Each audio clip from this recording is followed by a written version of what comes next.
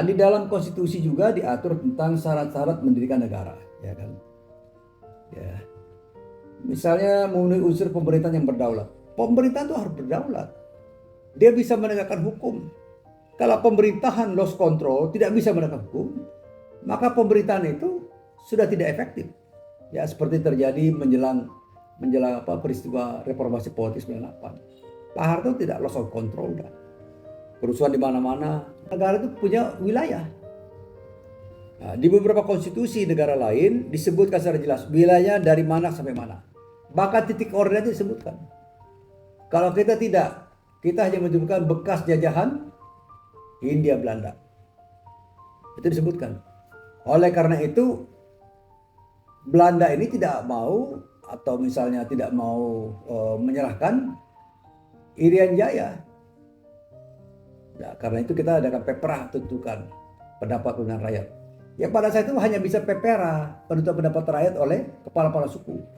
Kalau diundang semua orang nggak pernah selesai karena jangkauannya luas, kemudian ribut area. Jadi peperah tahun 63 itu sah itu dan diakui oleh bangsa-bangsa. PBB mengakui dan 3 negara besar ikut di dalam peristiwa itu. Kemudian rakyat yang hidup teratur sebagai satu bangsa. Ya rakyatnya begitu teratur. Karena pimpinan, kemudian kita masuk dalam perencanaan pembangunan. Jadi tahapannya sudah dilalui. Nah, sekarang dibikin undang-undang. Rencana pembangunan jangka menengah dan panjang misalnya. Kalau buat saya memang bagusnya dibikin semacam GBHN ya. Tetapi GBHN itu harus lebih konkret ketimbang hanya berisi kata-kata manis ya.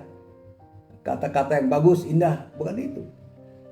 GBHN harus jelas. Jadi GBHN itu buat saya ya mungkin bisa dibuat paling tidak 5 tahun ke depan. Jadi MPR itu harus membuat GBHN dan menyerahkan kepada presiden, ya, presiden terpilih untuk melaksanakan itu. Kemudian pengakuan dari negara lain penting, ya pengakuan dari negara lain, situasi internasional, ya kan. Jadi kalau tidak diakui susah tuh. Misal Somalia Selatan, ada lagi yang lain, ya kan repot. Jadi pengakuan bangsa-bangsa lain.